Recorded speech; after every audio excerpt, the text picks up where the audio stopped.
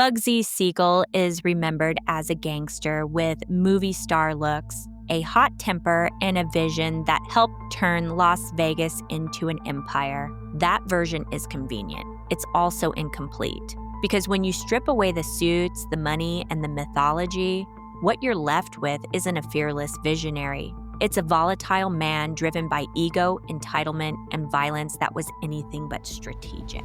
This isn't the story of a misunderstood genius. It's the story of what happens when charm replaces discipline, when admiration becomes a psychological need, and when a criminal organization built on control realizes one man can no longer be controlled. Tonight, we're not asking whether Bugsy Siegel was glamorous. We're asking whether he was dangerous in a way the mob itself couldn't survive. I'm Becca, and this is Deadly Truths, where history, psychology, and violence collide. When people call Bugsy Siegel a psychopath, they're missing what actually made him dangerous. A true psychopath is controlled, cold. Their violence is strategic. They plan long-term, regulate their emotions, and don't care much about being liked, only about outcomes. Siegel was the opposite. Bugsy Siegel was volatile. His violence was reactive, not calculated. When he felt admired, he could be charming, generous, even loyal. But when his ego was threatened, he exploded. Witnesses describe sudden outbursts, physical intimidation over perceived slights, and an inability to let disrespect go unanswered, even when it cost him money or protection. Look at how he handled Vegas. The Flamingo wasn't just a business project. It was a mirror. Every delay, every question about missing funds, every attempt at oversight wasn't treated as accountability. Siegel took it personally. Instead of tightening operations, he overspent, lashed out at partners, and treated financial criticism like betrayal. That isn't psychopathy. That's ego injury. And then there's his violence. Siegel didn't insulate himself from brutality the way men like Lansky did. He carried it out himself. He beat people, threatened people, and used fear face to face. That kind of impulsive personal violence isn't about efficiency. It's about dominance in the moment. The same pattern showed up in his relationships with women. Siegel was controlling, volatile, and emotionally abusive. When women pushed back or embarrassed him, the response wasn't withdrawal or indifference.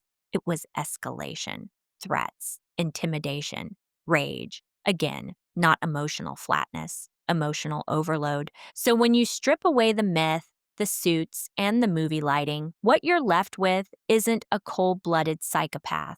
It's a man who felt everything too intensely, believed he was entitled to admiration, and reacted violently when the world stopped reflecting him the way he wanted. Bugsy Siegel didn't lack emotion. He couldn't regulate it.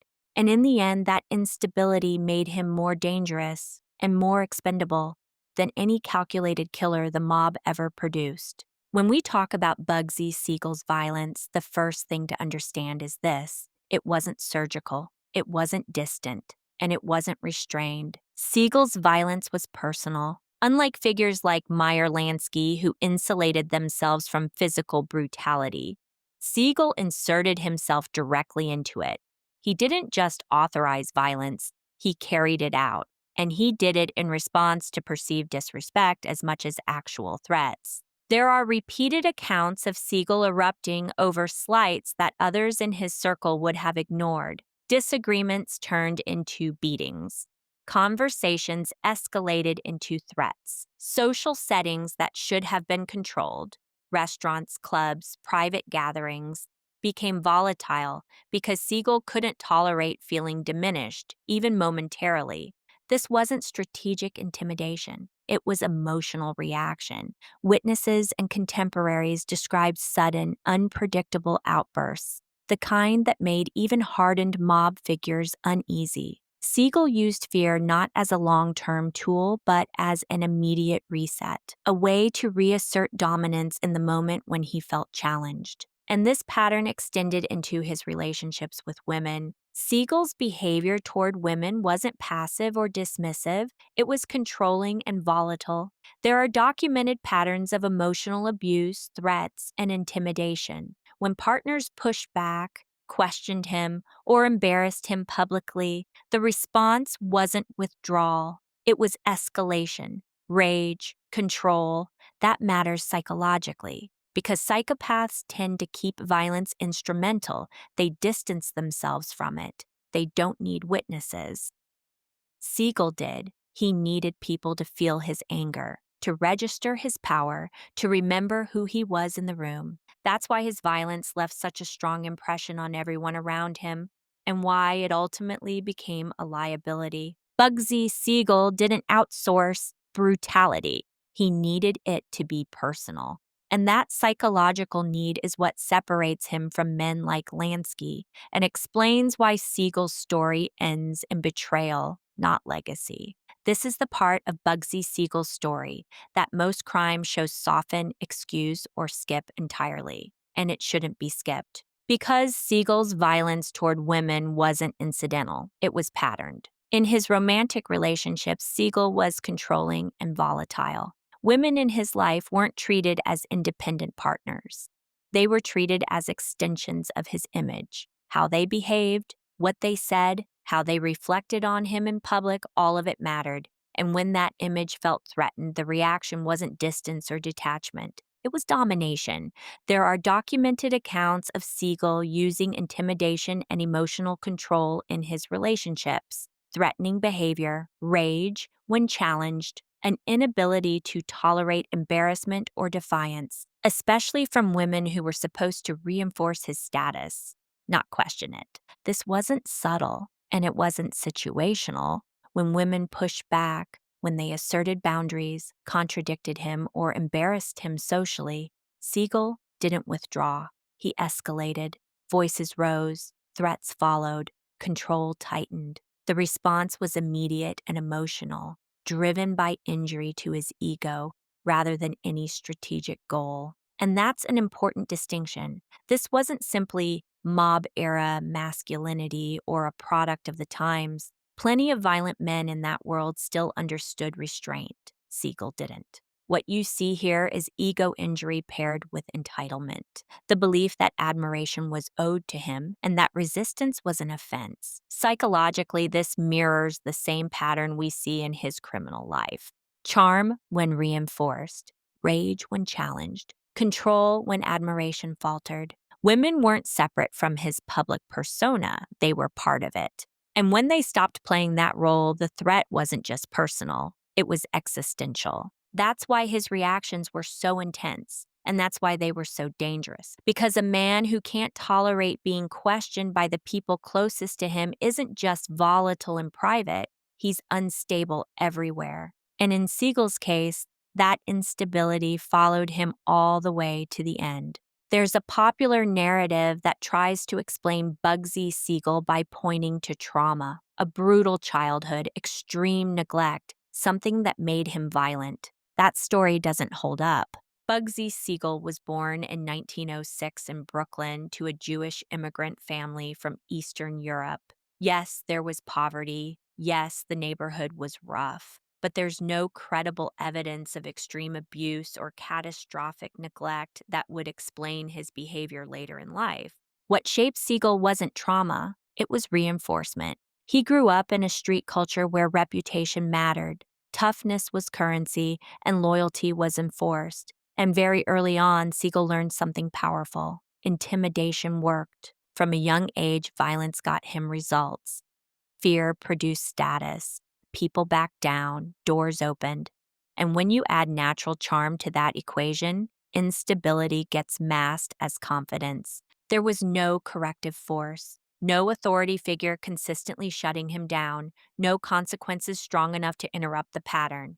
The message he absorbed was simple. When you push hard enough, the world moves. That conditioning followed him into adulthood, and it carried into his family life. Siegel had children, but there's no evidence of deep, stable paternal bonding. What we see instead are familiar patterns, emotional inconsistency, self-focused attention, and a prioritization of image and status over long-term stability.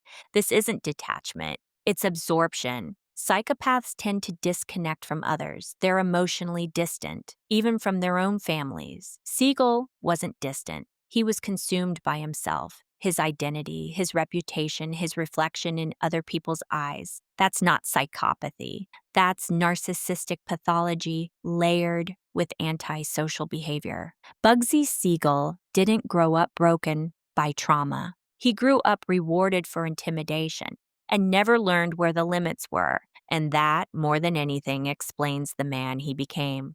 Bugsy Siegel did care about Lucky Luciano, but it wasn't loyalty the way we like to imagine it, and it definitely wasn't emotional attachment in the normal sense. What Siegel felt toward Lucky was alignment, admiration, and utility, not devotion. Lucky represented something Siegel respected deeply: control. Luciano was disciplined where Siegel was volatile, strategic where Siegel was impulsive. Lucky didn't need to dominate every room because the structure already answered to him.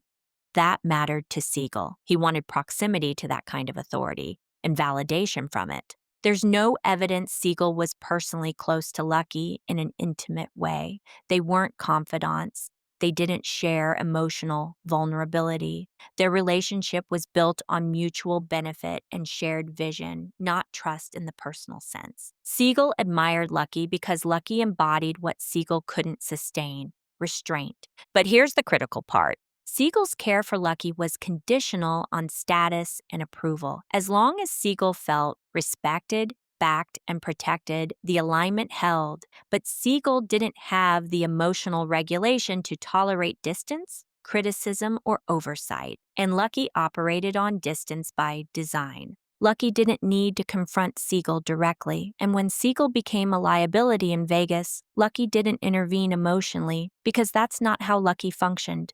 That's where the relationship breaks psychologically. Siegel wanted affirmation. Lucky required predictability. Siegel personalized silence. Lucky used silence as control. So did Siegel care? Yes, in the way a volatile man cares about someone whose approval stabilizes his identity.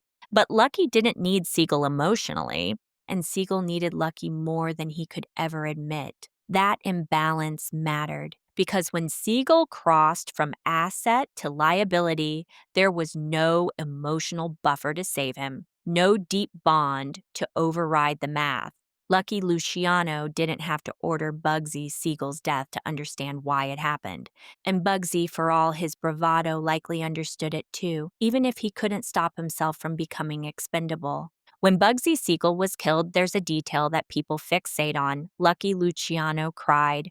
That moment gets romanticized. It shouldn't. Lucky didn't cry because he suddenly regretted the violence. He had lived inside violence for decades. Death wasn't shocking to him, and it wasn't new. What hit him wasn't the killing. It was what the killing meant. Bugsy Siegel wasn't just another man in the organization. He was part of Lucky's origin story. Same streets, same early wars, same chaotic years before the mob became structured, bureaucratic, and cold. Siegel represented the reckless, emotional past that Lucky had worked very deliberately to bury. When Bugsy died, that chapter closed permanently. Lucky understood something in that moment that couldn't be undone. The system he built no longer had room for men like Bugsy, and eventually it wouldn't have room for sentiment at all. Even founders were expendable now. Even history didn't protect you. That's what he mourned. And then there's Meyer Lansky. Lansky didn't cry. Lansky didn't protest. Lansky didn't speak publicly at all,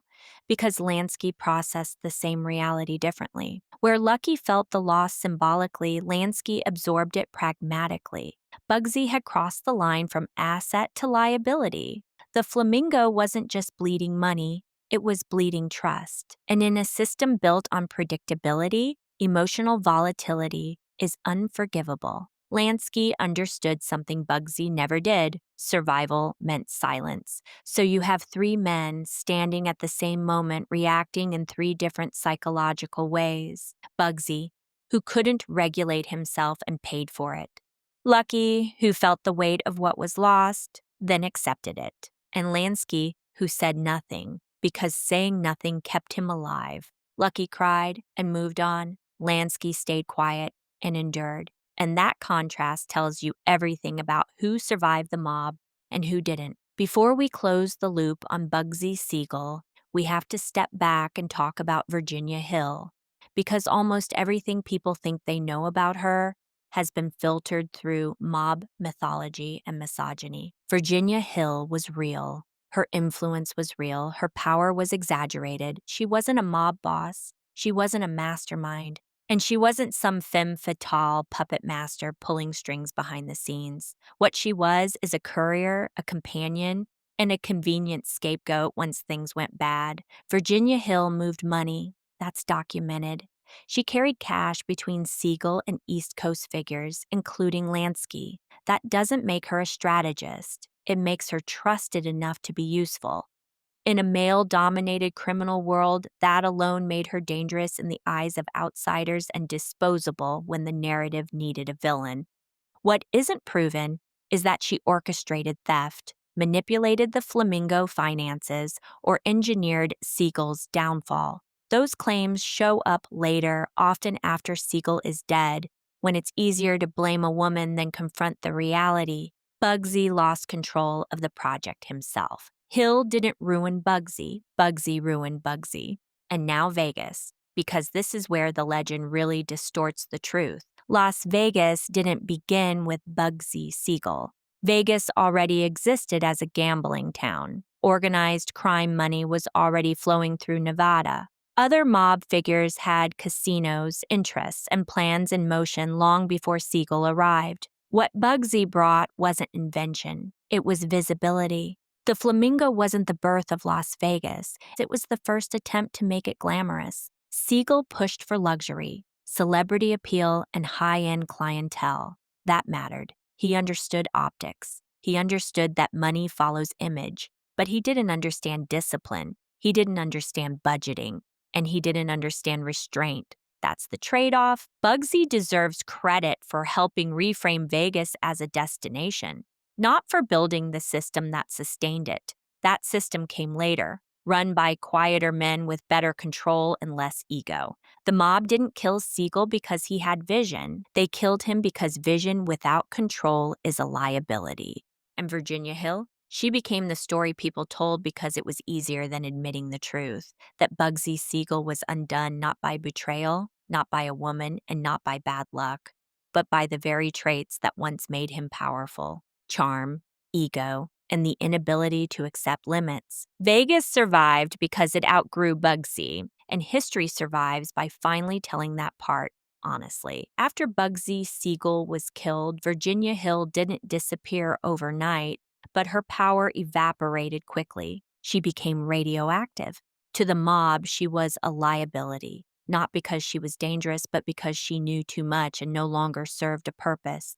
To law enforcement, she was useful but unreliable. To the press, she was an easy story, the glamorous moll who survived while the man died. By the early 1950s, Hill was broke, isolated, and exhausted. The money was gone, the protection was gone, the attention had turned from fascination to suspicion. She was subpoenaed repeatedly, dragged into investigations, and treated as expendable by everyone who once benefited from her silence. In 1966, Virginia Hill was found dead in Austria. She had overdosed on sleeping pills and alcohol. Official ruling: suicide. And here's where the myth machine kicks in. People love to suggest she was murdered, silenced by the mob, pushed too far, taken out quietly. But there's no credible evidence to support that. No signs of forced entry, no defensive injuries, no witnesses, no follow-up violence tied to her death. What is documented is this: she was deeply depressed. She was financially ruined, she was socially isolated, and she had spent years being blamed for a man's downfall she didn't cause. Virginia Hill didn't die because she was dangerous. She died because she was discarded. Was it suicide? All available evidence says yes. And that matters, because reframing her death as murder does something uncomfortable. It takes away her agency one last time. It turns a woman who was used, blamed, and abandoned into a plot device instead of a person who reached the end of her capacity to survive the fallout. Virginia Hill didn't get justice. She didn't get protection. And she didn't get a legacy beyond other people's stories. She outlived Bugsy Siegel, but she didn't outlive the consequences of being attached to him, and that may be the most honest ending to her story of all. Bugsy Siegel died on June 20th, 1947. He wasn't running, he wasn't armed, he wasn't even looking at the men who killed him. He was sitting in a living room in Beverly Hills reading the newspaper when bullets came through the window and tore into his body. No warning, no confrontation, no last stand. The man who built his reputation on intimidation never saw it coming, and that matters, especially when you compare it to the way he lived. Bugsy Siegel killed people face to face. His violence was personal, it was loud, it was meant to be felt. Beatings, threats, executions carried out in close proximity, designed to dominate, to humiliate, to remind others who held power in the room. The people Bugsy hurt knew who was hurting them, but when his turn came, there was no dominance, no control, no chance to react. The violence that ended his life was cold, distant, and efficient, the exact opposite of the violence he relied on. That's the final irony of Bugsy Siegel. He lived by emotional, impulsive force, and he died by calculation. The system he helped build didn't kill him the way he killed others, with rage or spectacle. It erased him quietly from a distance, the moment he became unreliable. Bugsy Siegel didn't die like a legend, he died like a liability, and that contrast between how he inflicted violence and how violence finally found him tells you everything about why his story ends where it does. Not with glamour, not with loyalty, but with a window, a newspaper, and the silence that follows when the mob decides it's done with you. Bugsy Siegel's story survives because it's been polished. The suits, the women, Las Vegas. But when you strip all of that away, what's left isn't a visionary or a martyr. It's a man who was rewarded early for intimidation, mistook charm for control, and never learned how to regulate himself once admiration stopped coming easily. Siegel didn't fall because the mob turned cruel. The mob was always cruel. He fell because cruelty without discipline eventually turns inward. Lucky Luciano understood that power had to be structured. Meyer Lansky understood that survival required silence. Bugsy Siegel understood neither and paid for it. Las Vegas lived because it outgrew him. The mob lived because it removed him, and Virginia Hill was left to carry a story that was never really hers to begin with. Bugsy Siegel didn't die misunderstood. He died accurately assessed. You've been listening to Deadly Truths with Becca, where history isn't romanticized and the people we mythologize are finally seen clearly. And remember, the past isn't dead, it's just being forged in the murder factory.